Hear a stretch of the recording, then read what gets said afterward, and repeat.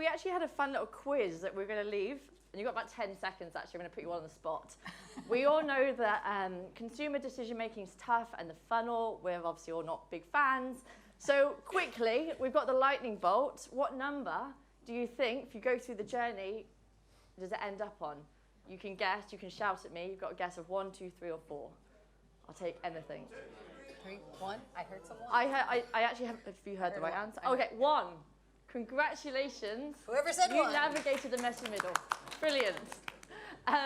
Before we kick off, though, I do just want to acknowledge the traditional custodians of the land in which we meet. So in Sydney, that's the Gadigal people of the Eora Nation, and I pay my respect to the elders past, present, and emerging. So, I'm Lizzie Berry. I am a research manager on the APAC Consumer Market Insights team at Google, and we are here to talk to you about the messy middle. Now, at Google, every time we do a presentation, they love you to tell you a fun fact about yourself. I've got nothing fun, but a fact is this week is my 1-year anniversary of being an Australian citizen. Yeah, stop it. And I'm also joined here by my lovely fellow Googler, Kristen. Yes, thanks, Lizzie. My name is Kristen Sutter. I am the head of strategy, insights, and international growth for Google. I, as you can tell by my accent, was not born here, but I am also a new Australian citizen within the last year. Thank you, thank you. She stole my thunder. But I have worked at Google for over 12 years, always on 2 different continents. So 6 years in the US and then 6 years here in Australia, covering Australia and New Zealand. And I have always in that time been connected to consumer insight in some way. So you're going to hear a lot about kind of our consumer lens that we approach, that we kind of look at and approach all of our research through.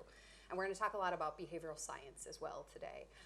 But a fun fact for me is that I have been in consumer insight for these last 12 years because I like to think that at Google we have the largest real-time consumer panel accessible to us, which is amazing.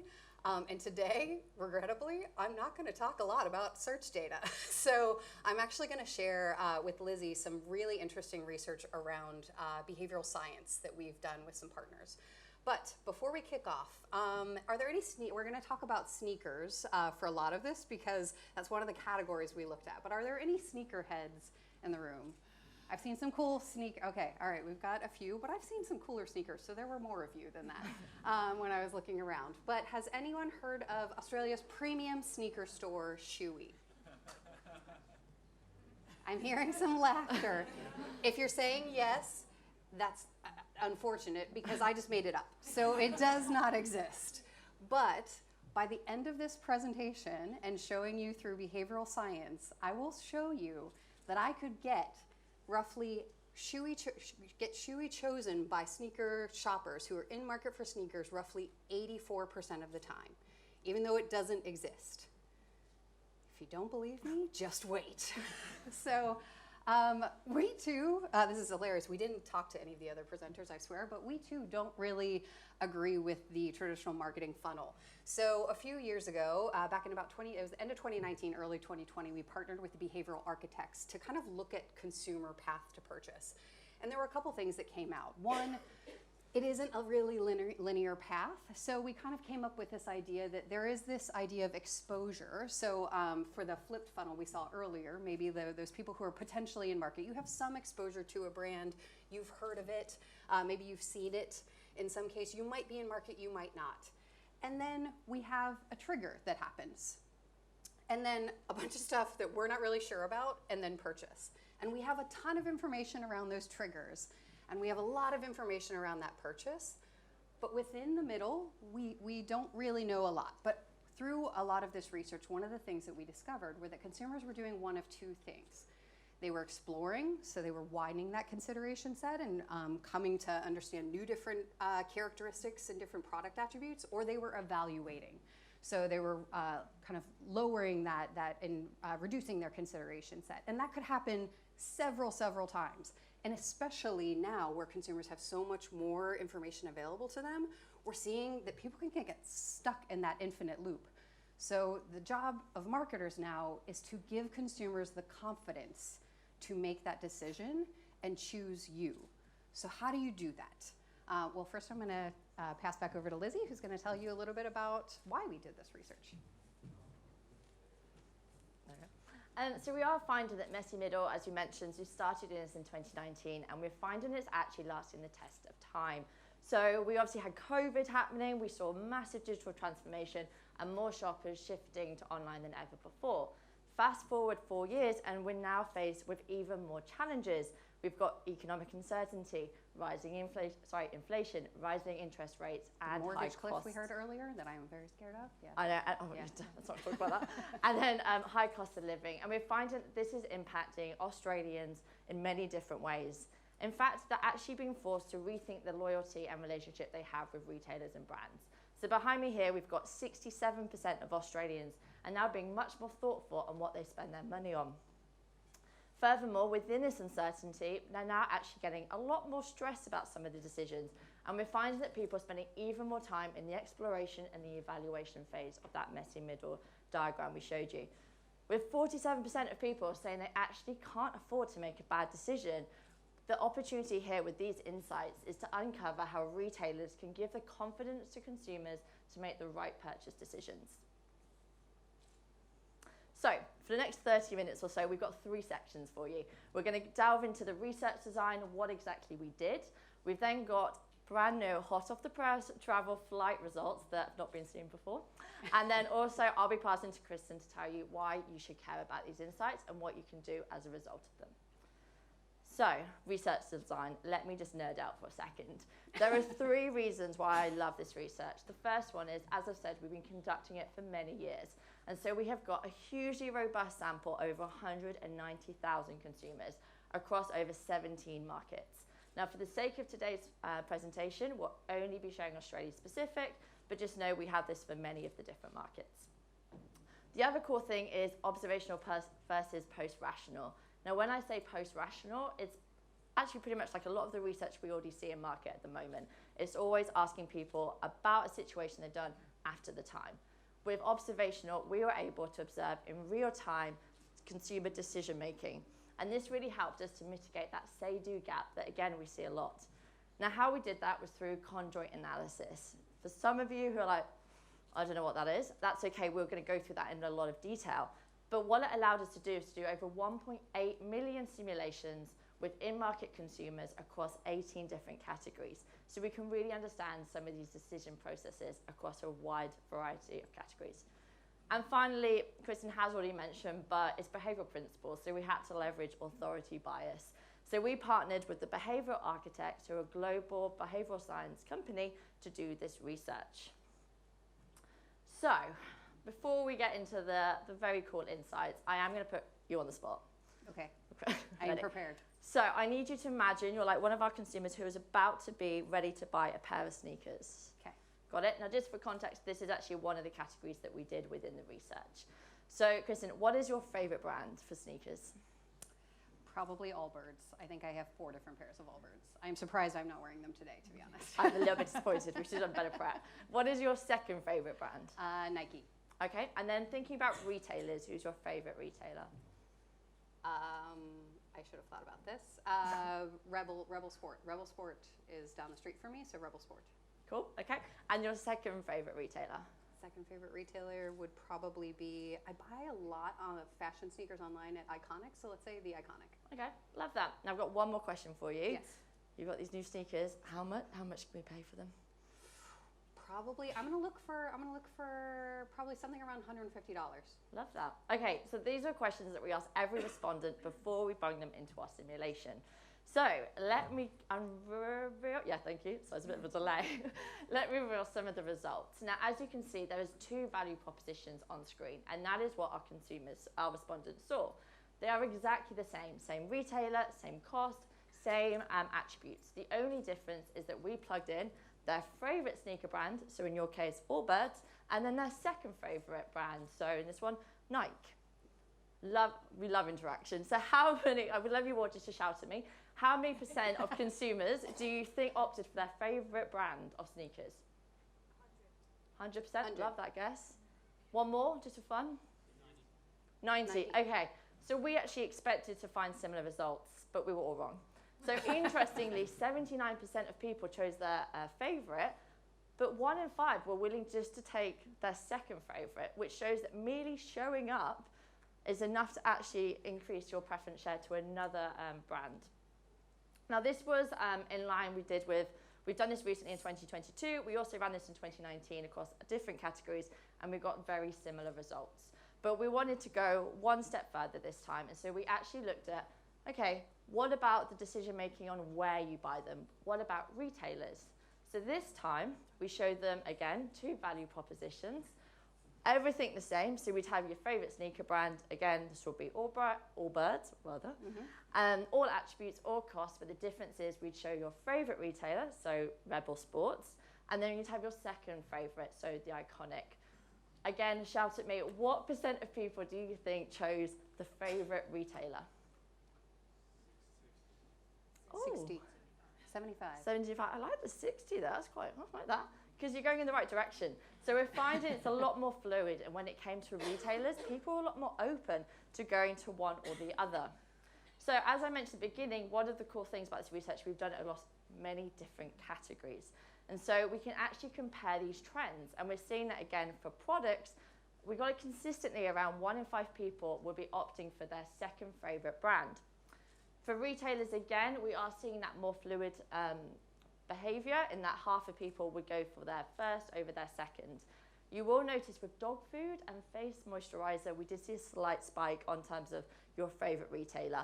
A couple of hypotheses. It's dog food, it's your pride and joy, very specific food requirements you need. I'm guessing it's very specific retailer that is required. So that's one of the hypotheses we're expecting with that. So I'm now going to pass over to Kristen to explain how we can increase that with behavioral principles. Yeah, so amazingly, in that first section, we were just talking about one behavioral principle of mere exposure, right? We actually dove into a lot more behavioral science and what makes people make certain decisions. And we did this with a study back in 2019, if you've seen anything about it before. But this time we had that added complexity of retailer, and we added in a third sort of complexity. But before I get to that, some of the things that we tested that you may have noticed when Lizzie was walking through the simulation and what it looked like, we tried to mock up like what you would look if you were shopping online, potentially some of the things you might see. And there's, first off, was social proof. So if everybody's doing it, it's got to be a good choice. Second was authority bias. So, okay, the experts say it's a good thing, so I'm going to believe it's a good thing. And the third was category heuristics, which is generally like shortcuts we might take around specific products or categories, something that is we tend to look for very often. Within the sneaker category, one of the category heuristics was a foam cushioned sole, because apparently that is something that a lot of people look at, especially around running shoes and that kind of sneakers. But then we also looked at a few attributes that impacted the retailer as well. So the power of free, where we place outsized impact on the fact of getting something for free. Swag, everyone loves swag. But here we used, I think, laces, like shoelaces, and then even like a free access to a 30-day running app, potentially. And then delivery friction. So free delivery, free returns, or click and collect, so next day delivery. And then finally, I said we did introduce something new this time, and that was price and promotion. So this was something we purposefully excluded, because exactly what we heard from Paul, I think, at the start, where it's like if you ask someone why they purchased a certain thing, then, oh yes, price. It was the cheapest price, or price was the most important thing to me. Every single survey we've ever done, we see the same thing. Price is the most important. So we wanted to test that and see, is that actually true? And also to give a little bit of hope to people that it's not a race to the bottom. You don't always have to have the cheapest price to get selected. So looking at that, if we go back to the simulation, the way that we did this was we were actually able to look at those different attributes and how they were shown, and then we would dial them up or dial them down, and then continually ask people across the 1.8 million simulations globally that we've done, do you prefer this brand or that brand? And that sort of allowed us to see the importance of different attributes, as well as if we were to lay on these behavioral science principles, what importance and what factor or what sort of nudges did they give people to actually make the decision. For sneakers, I think the top 2 behavioral principles, I might have it on the next slide, were power of free and delivery friction. So going back to that retailer, we saw that just by layering on 2 behavioral science principles of power of free and delivery friction, because those are the 2 that were connected to the retailer, we were actually able to increase that share of the second choice retailer to 75%. So, but from the previously 49, which when it was 49.50, it's kind of like a flip of the coin. They don't really have a favorite. They're fine with buying it anywhere. But here, we're starting to actually make sure three out of every 4 Australians are choosing you as the second choice retailer just by layering on some of those behavioral science principles. And then we wanted to look at it versus price. And this is probably the one that came back the most surprising for us, because we were like, please, please, please, let us show that, that price can be combated. And across all categories, as you'll remember, the way we looked at price was we asked people what they would pay, just like Lizzie did with me. And then we would offer a 10 to a 15% discount to actually start to look at like whether the behavioral science principles could match up with that. And we saw that across most of the categories, it really could. And in some cases, sneakers being the one that we're going through, it actually had outsized impact versus the 10% discount. So behavioral science principles can actually help you kind of create stronger margins as well, and not necessarily have to discount consistently. And then when we were like, well, let's just see what happens. If we throw that price promotion, because we know promotion still really matters, and you should absolutely, like retailers should promote, and marketers should promote and do discounts, because we know that drives consumer behavior. But we saw that when we layered on those behavioral science principles to the retailer plus the discount, the number increased from 75% of people choosing their second favorite brand to 86%. So another increase, not quite as significant as we would have expected, but still, with that promotion plus behavioral science principles, you can see really strong results. And then I'll pass over. We didn't stop there, so I'll pass over to Lizzie. Sorry, can I switch one of your? That's all right. Oh, here we go. Oh gosh, nightmare. Here we go. So I'd love just a smile or a nod if anyone recognises any of the brands on the screen. I'm getting scrunched up faces, which is actually the right. Yeah. It's actually the right emotion. So well done. These are all made-believe brands that we made up for the purpose of this research. So we wanted to stress test these results and really try and avoid some of the preconceptions that consumers may have towards retailers and brands. So as a result, this was a really good way in real life to see what the impact of emerging, never before heard brands have versus those more longer established brands that we know. Now, just to explain this is the brands, but we did this for retailers as well. And for the sake of the results, we actually used Around the Track, wonderful made-up brand, made-up retailer that no one's ever heard of. So let's look at the results here. So as we can see, still we are seeing that bulk of people would choose their number one preferred retailer. We did see around 38% of people still willing to go to the made-up one. It is less than what we saw, but that makes sense because it is made up. And we're seeing this across the board for all the categories. What was really interesting then is we're like, okay, Around the Track, we're going to apply those 8 behavioral principles, and let's see how many people are now interested in you. Yep, over 8 in 10. So made up brand doesn't exist, and we've got managed to really shift that preference share considerably. And this shouldn't be a surprise to you, because at the start, I told you that we were going to prove this. So this is exactly what we saw. And this was pretty shocking to us to be able to see that almost over 1 in 3 would switch regardless just by showing up. And then the fact that 84% would show up and choose you if you had those behavioral science principles. We're not telling you this all so that you can all run out and start your own sneaker retailer, though. There are some other implications that Lizzie can talk through.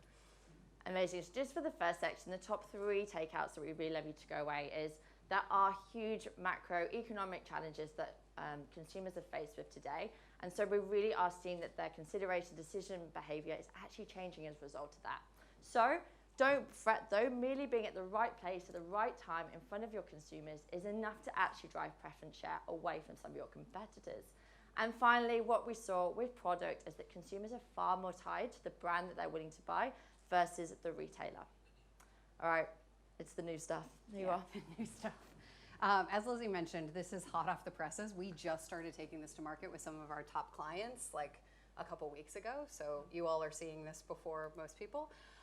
But we were really interested in the previous study in the categories of that product versus retailer lens, but we wanted to look into services because we kind of looked into that in our previous study back in 2019, 2020. And we saw that there were some pretty big differences in how people responded for service categories because they can often seem more commoditized. So you're like, well, how actually attached to the brands are you? So we wanted to see if there were differences in this category. And we still use that sort of brand plus retailer. In this case, the retailer was more of the travel agents. So online travel agents, Webjet, Skyscanner, if you've used any of those, Expedia, all of those versus the actual flight brands. And we looked at domestic and international flights. So within this is kind of what this looked like. And I won't belabor necessarily the process because we stuck to the same thing that we did the last time. But Lizzie, what's your favorite airline? Okay, Qantas. Qantas, okay, yes. Oh, no, sorry. I was on the spot, okay? Yeah. All right, who's your second, you can redeem yourself. I think I'm scared, actually. Virgin? Virgin, okay. Oh, we got a laugh. I'll take it. Are there other ones here domestically? So yes, we asked the same thing, favorite airline, second favorite airline, immediately said, okay, you've just told us what your first and your second favorite are, and now we're putting them next to each other and asking you to choose which one you would choose. And we saw actually something similar to what we saw as an average, but again, from product versus brand, we did see a slight increase in terms of people willing to go with that second favorite brand. Perhaps because it's a little bit more of a commodity potentially, and also we saw some subtle differences between international and domestic, which I'll dive into in a second. But we also tested then those favorite travel agents, so Expedia, so Webjet, but Lizzie, what's your first favorite? Expedia. Expedia, okay. That's great. There's no noise. I'm like relieved okay, yeah. now. Real-time feedback. Okay. Who's your second favorite? Let's go with the Flight Centre. Flight Centre. Okay, yes, very Australian as well. So came up high in our results in terms of brands people preferred. So here, any guesses about what happened here? We've just shown you what happened product and brand. 50-50, someone says.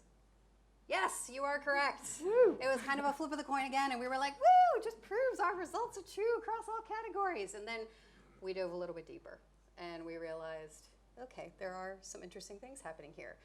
You'll remember I said that we looked at domestic and international. So when we dove into individuals, that was across both categories and average, but when we drove into the individual categories, we saw a fairly similar view of domestic versus international, but again, much stronger sort of brand loyalty in domestic versus international, probably because there's just a larger consideration set for international as well. And then travel agents was the area where we actually saw something quite interesting. So within domestic, people are really booking direct, so it kind of was that flip of the coin. Like if I were to book it with Expedia, I don't care, like it doesn't matter. Domestic flights in Australia tend to be direct, so you're not really worrying about that, versus we know, and I know, having moved here to the other side of the planet, that going international from Australia is a very different experience than other parts of the world because you're likely flying with multiple airlines, you're stopping off in several locations, so it's really complicated to review. So we actually saw that because travel agents were performing probably a little bit more of a benefit to consumers, they were providing more benefit, there was a lot more loyalty there. So it gave us some hope because I think when we took this to market, a lot of our retailer clients were just like, oh no, like it does not mean that there is no loyalty for retailers, absolutely not, because there are still people, you saw in the last study, there was 84% switched, but there were still people who were sticking with their favorite brand regardless. So brand loyalty does still exist across retail, it's just much stronger with the brands in general, or if you're able to provide that added value. And then we looked at price. So Lizzie, tell us what we found there. So you remember at the sneakers example, I put Chris on the spot and said how much you're willing to spend. So we did that for every category. So for this example, we said how much you're willing to pay for a ticket on your flights. And then we did two things to it. So we either kept the price what they said and then added 2 behavioral principles to it, or we took their price and added a 10% discount. So results, please. We did find, so earlier you saw with brands that we actually saw that behavioral principles could offset the impact of discounting. Not quite as much over here. So we did find that discount was preferred when we looked at our flight example, and we ran this in the UK for auto as well as mobile sims, and we saw very similar trends as well. So the main hypotheses we have for this is A, yes, it's a commodity, trying to get A to B, brand's a brand, although let's not talk about the other example. And then also with that, we also are saying that we ran this very recently. We only got the results a couple of months ago when we had the height of high cost of living and rising interest rates. So at the moment, when you're saying it's a 10% discount, people are in fact taking it. But you can be sure when we're sharing this with clients and we're saying by merely applying 2 behavioural principles to your offer is enough to convert 35% of shoppers, they're listening to that. So from the second section, the 3 top takeaways that we would love you to go home with is what we're finding is the say-do gap. When we ask people before the simulation for flights, how likely are you to buy directly through an airline? Most of them said, absolutely, I will go direct. And it wasn't until we applied these behavioural principles that we actually saw that's not actually the behaviour we're seeing at all. Similar with brand, we are seeing that still just showing up at the right time, at the right place, in front of your consumers is enough to really drive some of your preference share. And finally, loyalty. We did see that discount did win out on the behavioural principles, but it is still enough when you apply some of these principles to really help drive some of this preference. Oh, sorry about that. Yeah. Okay. Just having a mind blank. Okay, so I'm now going to pass to Kristen to tell us why you should care and what you can do with these insights. Yeah, so we talked a lot about behavioral science, and actually I had a coworker who went and presented the same research, I think only a couple weeks ago at a Consumer Insights conference down in Melbourne, and behavioral science is all the rage apparently, especially in retail. Everyone's looking at this. So we wanted to try to think about, okay, well, what are the implications? What can you do with this information? Because it can be used for evil, but we wanted to use it for good and actually to help connect brands to consumers more effectively and get them chosen, and just basically in that messy middle, give the consumer the confidence to say yes. That is what we're looking for. One of our biggest pieces, as you've heard time and time again from Lizzie, was that showing up matters. So across digital media, this makes sense, and we talk a lot about that. But what we talked especially to retailers about was making sure that your range and your products are your power, as she mentioned. So showing that at every stage is really vital, because products are the things that consumers are looking for. And if you don't have what they want, they will likely choose another retailer who does have it. And the hilarious / terrifying part is that you probably do have it. So we found that like over 50% of SKUs, I believe, within Australia are actually not shown online. So making sure that that supply chain and visibility is from your warehouse to your store, to your online site, and then through feeds to all of your marketing channels is essential at showing up at the right time for your customer. And then it wouldn't be a presentation if we didn't talk a little bit about AI. I feel like these days, it's like you gotta inject it in just to be like, we're relevant. But there's a lot of this that's really difficult, right? Like a lot of this stuff that we talk about and how fast consumers are changing, even between the 2 studies, like Lizzie and I were hypothesizing, they were changing sort of their behavior. How do we react to this? And at Google, 15% of our searches are new every single day. So as a marketer, if I look back to when I started 12 years ago, we were going out and selling keyword buckets that were very defined, very focused. And obviously we know that that's changed, where how do you use AI to help you get to the right customer at the right time? We've inserted it into a lot of our products and our measurement, and we've continued to use it to help us advance and be there for the right customer at the right time as well. And then finally, I'm gonna echo Paul's point of please, please, please experiment. Every time we share this, inevitably, so don't do this, someone comes up to me afterwards and says, can you tell me like the secret code of behavioral science of like how I get people to choose me? And they're like, I wanna know which one was top and which one was second. And yeah, I can tell you that from some of the studies of what we saw, but as you probably know, social proof can show up in several different ways throughout your creative, throughout your marketing. It's not just ratings and reviews, which is the execution we used in our study. It could be customer testimonials. It could be sampling so that everybody sees it and you see a friend has it and you're like, oh, I really love that. So we just encourage people to think creatively about the different ways they might be able to use these and experiment so that you can have the most efficient and effective creative, what was it, execution excellence that we heard earlier from Henry? I really liked that. I'm going to steal that. But that execution can be really strong for your marketing and making sure that that is as effective as possible. Now, we only had a limited amount of time, so there's not, we only touched on some of the high-level concepts of the study. If you are interested in hearing a little bit more, we have all of the full study available on Think with Google. I think that link works. If not, you can do what I do, which is just Google Think with Google, and then Google Messy Middle. Or you can probably just Google Messy Middle and you'll get to it. You can find a lot of it. But I don't know if do we have time for questions? Yes, okay. So if anyone has any questions. Also, one thing we haven't told everyone is that we have a little fun pack from Integral Ad Science we're giving away to the best question asker, if you know what I mean. No pressure. Yeah. So those of you, we have actually got someone in mind. We haven't told them yet. But if you do want to try and win something, that means you don't put yourself as anonymous on Slido. We should have told you that.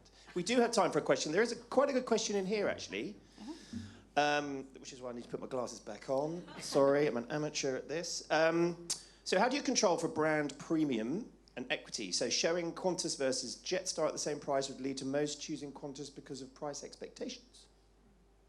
Yes, so price was so we kept the price the same no matter what. But yeah, knowing that it was like first or second choice, we would pipe in basically whatever their first and second choice brand they told us were. So if it was Qantas versus Jetstar, we started to actually, and we, based on the conjoint, because we showed those thousands of simulations, and I think every category we did 1,000 in-market respondents as well. So it gave us a lot of data to be able to show sort of like what brands people were mostly choosing. For travel agent, as I mentioned, Flight Center showed up in a lot of people's lists, but it was highly personalized to each individual. So the price was what they said they were willing to pay for a flight, and then the brands were what was their first favorite and their second favorite brand, and that's how they were decided. But generally, brand showed up as a strong behavioral nudge as well, along with the behavioral science principles. Brand preference.